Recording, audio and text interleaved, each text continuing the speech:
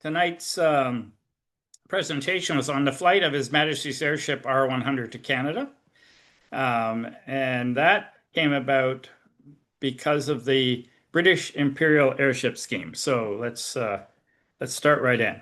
So, of course, the best known rigid airships were Zeppelins, and they're called rigid airships because they have a metal frame and the gas bags are inside. But whether the gas bags are inflated or uninflated, a rigid airship looks the same from the outside. Where a balloon or a semi-rigid, if there's no air or helium or hydrogen in them, they just collapse.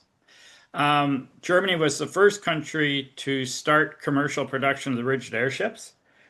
Count von Zeppelin's first airship, LZ-1, was started in 1898, and he received a patent in that year from Germany and then received a patent from the United States the following year. So LZ-1 was inflated with hydrogen gas late in June 1900 and made its first flight on July the 2nd. Interesting thing, when the first few Zeppelins flew, they were launched from a floating air hangar that was on Lake Constance. And so it would change direction with the wind so that when they took the airship out, it was always the way it needed to be into the wind.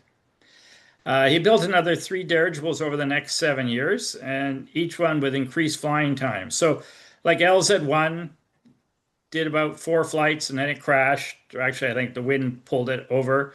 And then each of the dirigibles he built flew for a short time and then, were replaced by the next one. By 1908, though, von Zeppelin had enough financial support he could establish the Luftschiffbau Zeppelin company to produce rigid airships. And the following year, he founded the world's first airline. The abbreviation is DLAG. In the next 5 years, DLAG's airships carried 34,208 passengers on over 1,500 flights without a single injury. They flew mostly over Germany, but in some of the neighboring countries as well. They were tourist flights, short haul flights. They served food and beverage on the flights, and people could buy stamps and write letters while they were on there. With the outbreak of World War I, DLAG was ordered to cease flights. The airships it had at that point, which was 5, were taken over by the German Army and Navy. And during the war, the company actually built another 85 Zeppelins for the German Army and Navy. The postcard you see there shows a bunch of German officers relaxing with one of the Navy Zeppelins flying overhead. So people have asked me, what about the Zeppelins in Canada? Well, they never landed in Canada. After the first successful transatlantic flight, when the Graf Zeppelin flew from Friedrichshafen to Lakehurst, on its return flight, it encountered a severe gale, and so it was blowing off course, blowing north by about 320 kilometers. So it actually flew over the coast of Newfoundland. In 1936, about 11 months before the Hindenburg crashed, it flew over St. John's, New Brunswick on its way from Germany. German boxer Max Schmeling was actually on board, and there are stories about people in St. John's running through the streets waving at Max Schmeling. I don't know how they would know he was on it, but apparently that was a well-known fact. The stamps you see there, the green 65-cent Graf Zeppelin stamp shows the Graf Zeppelin over the ocean, and the 1 franc Liechtenstein stamp shows the Hindenburg. That stamp was issued the same week the Hindenburg did its first flight. So what's the Imperial Airship Scheme? Well, Britain was slow to develop rigid airships during the war, and it was building them, but they were expensive and difficult to build successfully. There was a German airship, L-33, which was on a bombing mission. It was shot down in good condition over Essex, and the crew, when they landed her, went to light her on fire, and they were unsuccessful. So the British were able to capture her, and they copied her design for 2 more airships, which were completed just after the end of World War I. the government ceased all other airship production in 1919 because of the costs involved. In July of 1919, the new R-34 flew from Scotland to the United States, becoming the first airship to complete a transatlantic return flight. And it actually flew over the coast of Newfoundland and dropped greetings to the governor. At that point, Newfoundland was its own colony on its way over. Um, the US was very interested in developing an airship fleet and actually built the first one in the United States and then bought R-38, which was half built from the British, designated it LZ-2, and paid to have it completed. In a training flight in August 21, it broke up and crashed into the Humber estuary, killing 44 British and American crew members, wiping out almost any American expert on airship. And that ended British airship production at that point. They didn't build any more. The Americans actually went to Germany and had them build an airship for them, which became the USS Los Angeles. And they were war reparations. So that kept the Zeppelin company building because under the terms of the Versailles Treaty, they were not allowed to build their own airships. But when the Americans wanted to build one for their fleet, the Allies permitted that construction. In England and in the British Empire, there was a feeling that England needed to lead the world in mastery of the air. And although at this point Germany was not able to build airships, there was a general feeling that when it could, it would be the master of aviation. And so Tasmania called for the empire to develop its own airship network to overcome the German airship development. In 1923, the brand new Labour government, which had just been elected, issued specifications for 2 airships to start the Imperial Airship Scheme. The intent was to have 5 airships by the time the scheme was fully developed. The R100 was to be designed and built by the Airship Guarantee Company, a specially established subsidiary of Vickers. And the R101 was designed and built by the government's Royal Airship Works in Cardington. Although the scheme called for future airships to incorporate the best features of both designs, both construction companies knew that whoever was deemed to be the most successful would win the construction of the next 3. So they were competing for their jobs, and there was not a lot of cooperation. If anything, they tried their best not to let each other know what was being done in their workshops. So here on the left is the R100, and on the right is the R101. These are both original postcards. The R100 was 719 feet in length, or about 219 meters. Her diameter at the widest part was over 133 feet, and she could hold 5,156,000 cubic feet of gas. The R101, during its test flights, was deemed too heavy, especially as it was to be fly to India. So we went back in the shop and had a cut in half and had another gas bay added.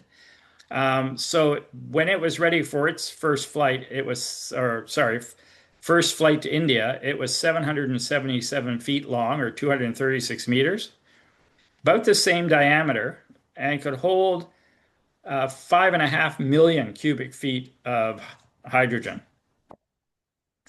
I have to laugh because I live on a street, and I figured out the other day that there are 50-foot wide lots, and my street is 800 feet long. So these airships were close to the size of my block.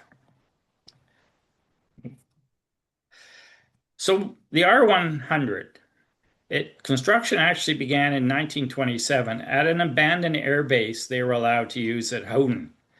The frame was 15 parallel rings. Each ring was 16-sided, and it was attached to 16 longitudinal girders of aluminum and copper alloy. There were 15 gas bags containing a total of 146,000 100,000 square meters of hydrogen. It was propelled by six 12-cylinder gasoline Rolls-Royce Condor engines, and the engines were mounted in little engine holdings on the outside of the hull so that the sparks from the engine would not come into contact with the hydrogen in the balloon. The first test flight was on December 16th, 1929, and her total gross lift was about 156 tons, and that left just over 50 tons for the fuel, the ballast, the crew, passengers, and freight. So a fairly decent lift of almost a third of her total weight. While the construction was going on, Hugo Echner had the Graf Zeppelin come to England. His intent as a businessman was to possibly win orders for components and that from the group that were building the R100. So he came from the United States on steamship and met the Duke of York, was a guest at dinners by a number of British aeronautical societies. And on April 26th, the Graf Zeppelin flew from Friedrichshafen over Brighton and London, flew over the Wembley Stadium where the FA Cup final was on, dipped its nose as a salute to the King, who was at the final, and then flew on to Cardington. What you see here is a handmade postcard canceled on board the Graf Zeppelin on this flight to visit the R100. And one of the things that happened was because the German airship crew were dressed neatly in uniforms similar to naval officers, the British crew was then issued with navy blue uniforms for their flights. So here's the luxury of the R100. If you look at these are two postcards that were sold in St. Hubert when she came. If you look at the card that is in a vertical format, you can see how the decks were loaded inside, built inside the airship skin. The skin's not yet put on over that part of the airship, but they had a banquet for politicians and naval officers and people from the British Air Force to see what the R100 was going to be like. And this was the first airship to have the passenger accommodations inside the balloon, inside the skin of the airship. The Graf Zeppelin had all of the accommodations in a metal car that hung below the airship. This design was later copied by the Germans when they built the Hindenburg, because in the Hindenburg, all of the passenger structure was inside the skin of the airship as well. If you look at the horizontal postcard, that's a picture of the dignitaries at their dinner, and you can see three maids there. There never was a female who flew on board the R100. Those poor women, their job at Howden was to scrape the intestines of cattle because that's what they made the gas bags out of. And each gas bag took the intestines of 3,000 cattle. So those poor women sat in a room scraping the intestines for months on end. There were 14 two-bunk cabins and 18 four-berth cabins. The dining room on the second floor could seat 60 people at a time. The observation gallery was located on the first floor, and of course, when they put the skin on the frame, there was a series of windows, so they could look out the windows. The galley was fully equipped with electrical appliances, so there was no chance of a spark, and meals were sent up to the dining room by a dumb waiter. So the first test flight that she did a couple of small test flights, but the first test flight of any length was actually her delivery flight from Howden to Cardington. They had to wait till the R100 had been taken back into her shed because there was only one mast there. The test flights were conducted by the Air Ministry crew under the direction of the people who built the airship. And the first test flight that was, of any length was a 210-kilometer trip to the mast at Cardington. Waiting for further orders, most of the construction crew were laid off at that point until the Guaranteed Airship Company received orders for further aircraft. Um, on the 16th of January, the R100 completed a 13-hour and 20-minute flight, and then another 7-hour flight on January 20th. And the last test flight was on July 25th when she surpassed the speed stipulated in the contract. At that point, she was taken over by the Air Ministry crew, and the Guaranteed Airship Company would finally get paid. To prepare for the flight to Canada, the Canadian government had been one of the first two imperial governments to make a firm commitment. They bought the land in Saint Hubert, about 8 miles from Montreal. They ordered the mooring mast. The top came from Vickers in the Great Britain, and Vickers in St. Hubert built the rest of the tower. There was a tank for 10,000 gallons of fuel built under the building there, and it could be piped up a pipe inside the mooring mast. There was a train track laid from the end of Chicarchi Bridge out to the airport at St. Hubert, and two hydrogen generators were installed. A new weather station was opened at the airport, the first weather station opened at an airport in Canada.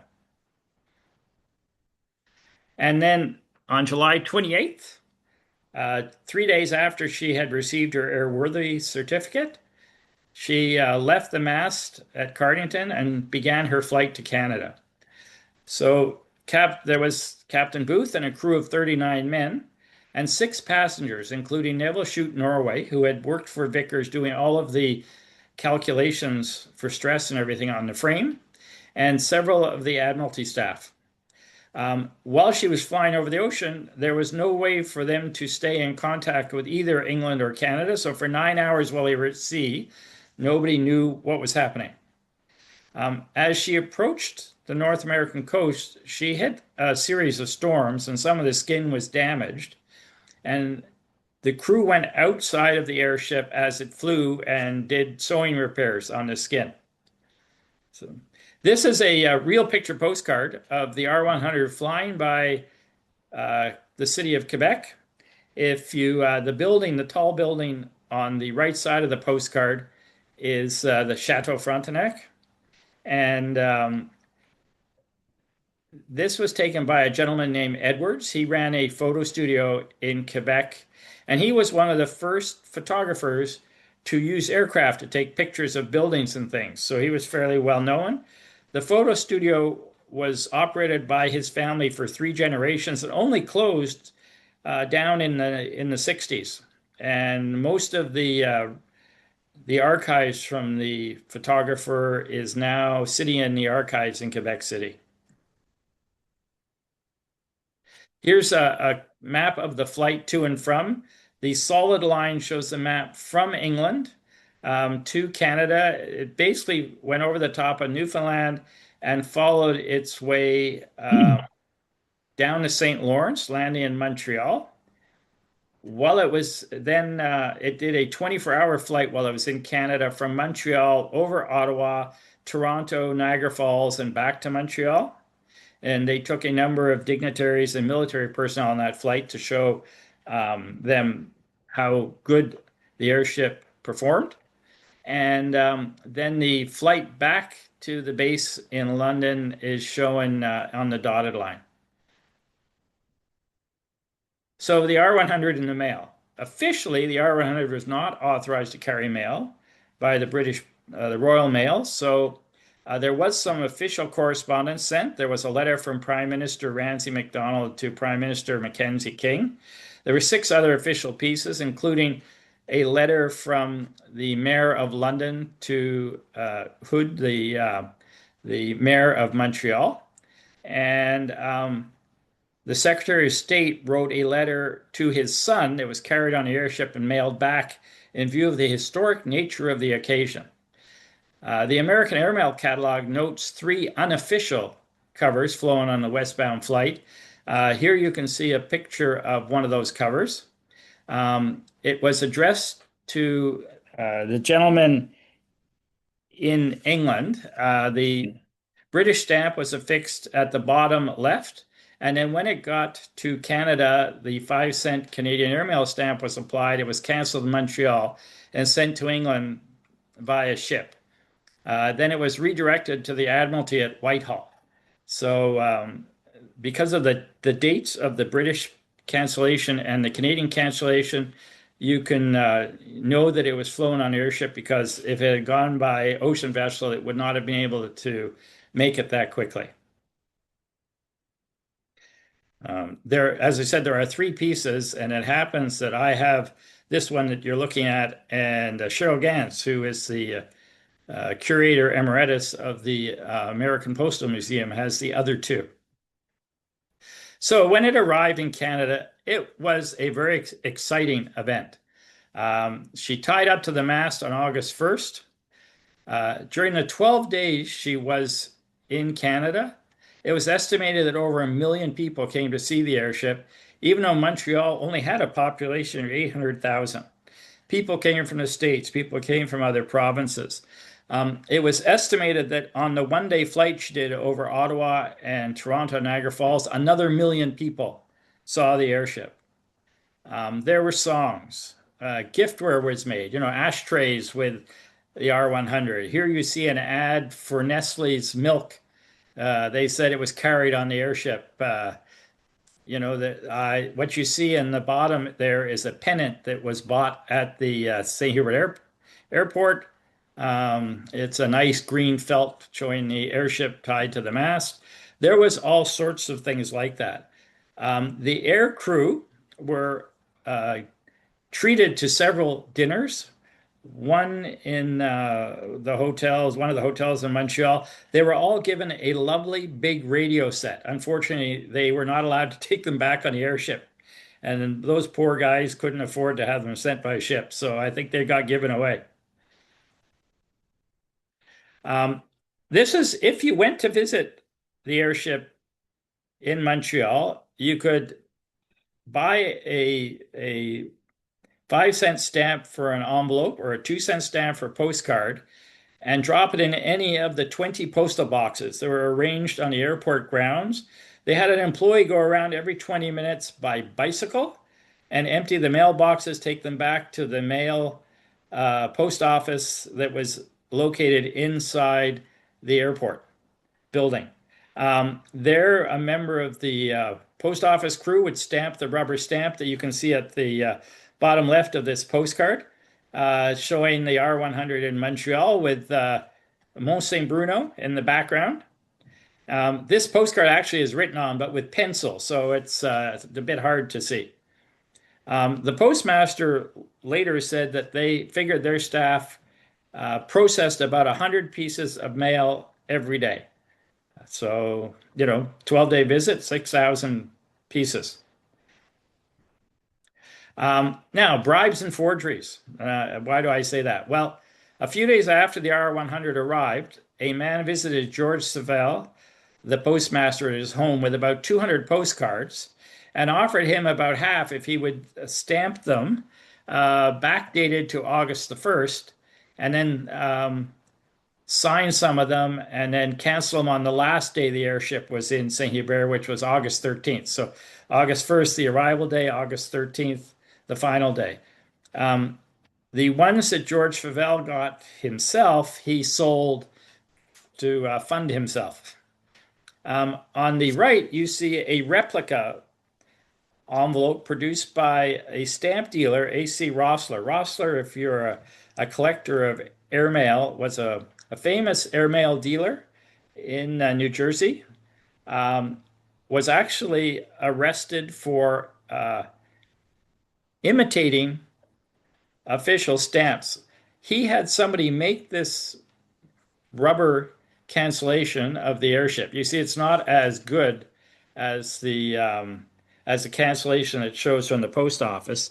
And all of his forgeries are dated August the 13th. He had somebody make a steel hammer that copied what the Montreal airport was or the St. Hubert airport was using.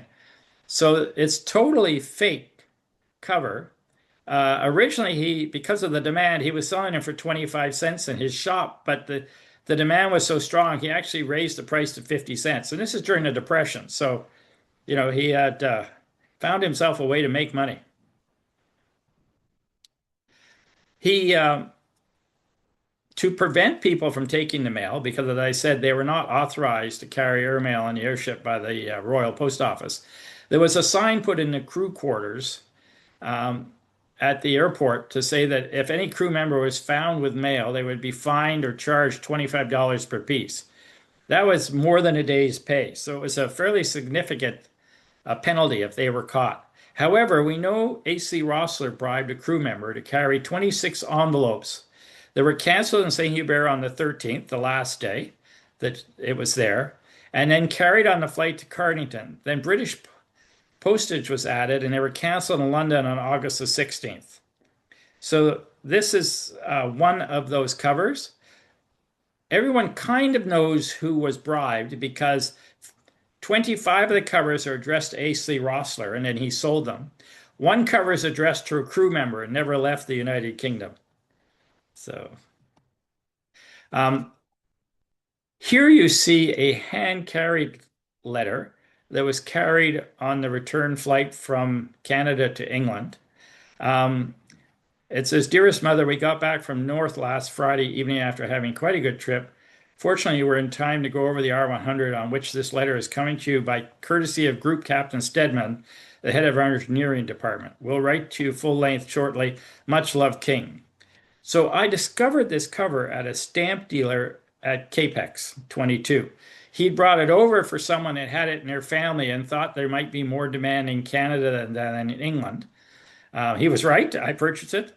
Did a lot of this. This opened a lot of rabbit holes. So, Group Captain Stedman was the leader of the Canadian Aeronautical Division of our armed forces, and every time he tested an aircraft engine, he made the company donate a copy to the Canadian government. We apparently have, Canada has the best collection of early aviation engines in the whole world because of that. Um, King was a young pilot. He ended up doing a flight for the exploration, crashing a plane in a lake in northern Manitoba, which shortly after ended his career in Canada. He went back to England, and unfortunately, he was killed barnstorming with two passengers he had taken up on a beach in England about 2 years later. So, so uh, the R100, which was the other ship in the Imperial Airship Scheme, I'm just going to talk about that because although this was mostly about the R100, it's important to know what happened to the R101.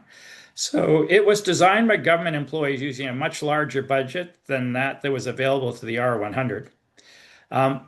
The test flights she did often carried members of parliament or members of the press. They were using those flights for publicity. Uh, in her test flights in 1929 and 1930, it was realized that the R101 would need additional lift to accommodate a flight in the tropics. If she was going to fly to India, when they flew over the tropics, the air would expand and the hydrogen would expand in the airbags. Probably some would have to be vented off, so it would not be able to carry the weight that it was planned. So they cut her in half and then put another big gas bag in, or new frame around that. And when that was finished, she only made one test flight in 1930. The person who was on board for the civil ministry did not want to issue the airworthiness certificate. He had major concerns. But Lord Thompson, who was the air marshal, demanded the flight for India proceed as scheduled so he could return and report on the success of the venture to the Imperial Conference that was being held in October. Neville Shute, as I mentioned, did all of the calculations, the R100. In his book, he wrote, when we came back relatively safe and sound from Canada, the last way to escape was closed to them. Now they had to fly the R101 to India or admit defeat, accepting discredit and the loss of their jobs. They chose to fly. So they had originally said neither airship was ready. And when the R100 flew to Canada and back, that was kind of embarrassing after saying that neither ship was ready. Um, on October the 4th, 1930, the R101 slipped her mast and began her flight to India. She encountered severe weather all the way from the coast of France. And she crashed at 2:04 a.m. on October 5th near Beausois, France. The feeling is that the skin peeled back at the front and the airbags in the front got wet from all the rain, bringing the weight of imbalancing the weight on the airship. Of the 54 people on board, 48 were killed. Four of those who survived were actually in the engine cars on the outside, and so they were not involved in the major fire that struck as soon as the airship hit the ground. Most of the bodies were unrecognizable. They were England sent two corvettes over. They took the bodies back to England, and they were put into state in St. Paul's Cathedral. 90,000 people in London lined the procession route, and Hugo Echner came from Germany and he walked behind in the procession. So at that point, all the airships were grounded in England. He brought the Graf Zeppelin over in July of 31, hoping to convince the government to keep building airships but use German technology or assistance. That did not happen. The visit included a 24-hour flight around Britain for military people and some of the Air Ministry. But Lord Thompson had been killed in the crash of the R101. He was one of the biggest advocates for the British Imperial Airship Scheme, and without him, there was no one in government to continue to push for the development of airships. The Graf Zeppelin made one more visit to England in July 1932. So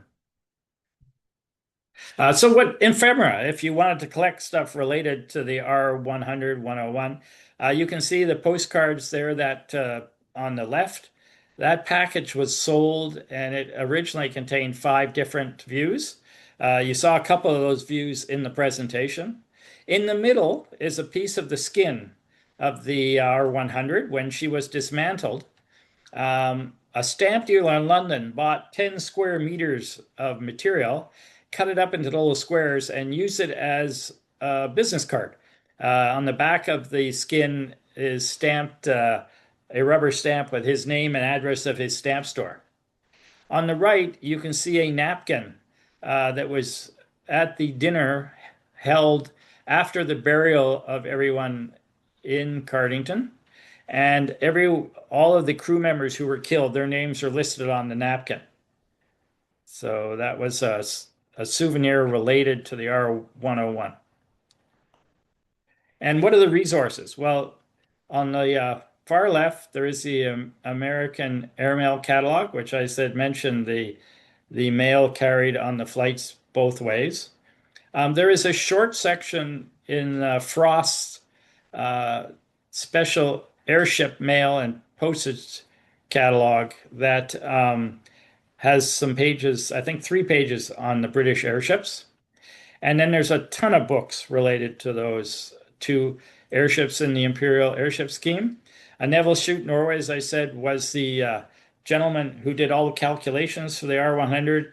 His autobiography was called Slide Rule, and he was also very involved in developing aircraft in the early part of his career. And there's quite a bit of coverage in his autobiography about the development of aircraft and airships. The Airship R100, R101 book. Lord Thompson had said when he was asked what the danger was in the R101, and he said there was a millionth chance that the airship would have an accident. So the book on the R101 is called The Millionth Chance.